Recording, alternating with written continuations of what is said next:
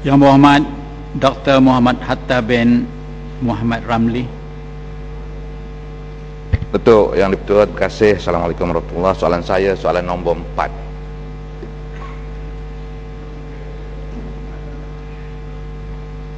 Waalaikumsalam. Terima kasih Tuan Yang Dipertua dan kepada ahli yang berhormat yang cukup prihatinlah soal pembangunan luar bandar ini. Tahniahlah Yang Berhormat.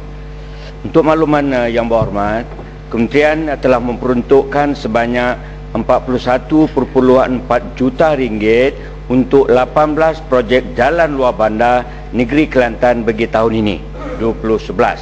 Bagi jalan konkret yang Berhormat bertanyakan itu, iaitu Kampung Mambung di Kuala Kerai, sehingga kini Kementerian belum menerima permohonan bagi pembinaan jalan tersebut. Walau bagaimanapun, insya-Allah Kementerian akan menyenaraikan pelaksanaan projek ini di bawah rolling plan oleh kerana permintaan Berhormat sendiri untuk dimasukkan dalam rolling plan Q2 Rancangan Malaysia ke-10 untuk pertimbangan Unit Perancangan Ekonomi Jabatan Perdana Menteri. Terima kasih. Sila Yang Berhormat. Terima kasih Tuan Ketua, terima kasih kepada Timbalan Menteri atas suatu jaminan untuk menimbangkan jalan kampung yang saya sebutkan ini.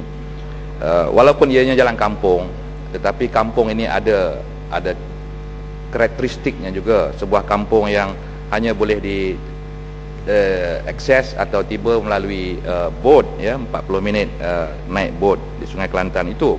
Dan kampung ini ada suatu industri seramik yang kalau mempunyai akses yang baik kepada dunia luar akan menjadi suatu sumber pendapatan yang baik kepada penduduk kampung.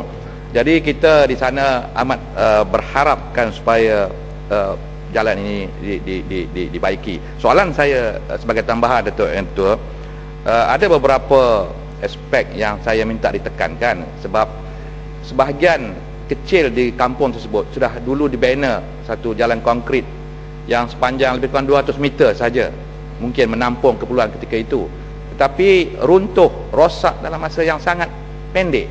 Jadi ini bukan hanya berlaku di situ, beberapa tempat yang lain. Jadi soalan saya, adakah Kementerian bersedia untuk mengambil langkah-langkah yang konkret untuk jalan konkret ini supaya dapat bertahan masa penggunaannya biar lama sikit melalui penjagaan kualiti dan pemantauan jalan yang berterusan, ya, dan mengikut spesifikasi yang terbaik lah untuk kampung-kampung ini. Terima kasih Datuk.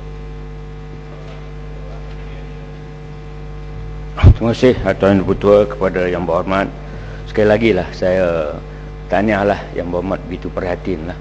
Dan kita pun selalu berbincang di luar, di mana perkara-perkara yang sebegini kalau boleh kita selesaikan di luar, kita boleh selesaikan. Tapi oleh kerana dibawa masuk dalam Dewan ini, saya nak maklumkanlah bahawa untuk jalan kampung di Kuala Kerai untuk tahun 2011 ni, kita ada lebih kurang 6 projek jalan kampung yang hari ini kita sebutkan jalan perhubungan desa. Dia tak ada lagi jalan kampung, jalan perhubungan desa yang dikendalikan oleh ICU Jabatan Perdana Menteri.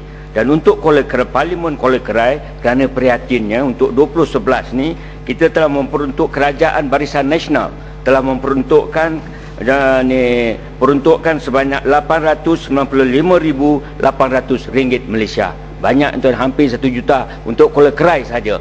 Jadi cuma yang soalan tadi berkenaan dengan Kampung Mambung ni baru saya dalam pengetahuan saya. InsyaAllah esok saya pergi Kelantan, kalau ada ruang saya cuba tengok melihat itu, dan kita akan bantulah. Tak ada pilih kasih, sebab kita meletakkan rakyat didahulukan, pencapaian diutamakan. Terima kasih.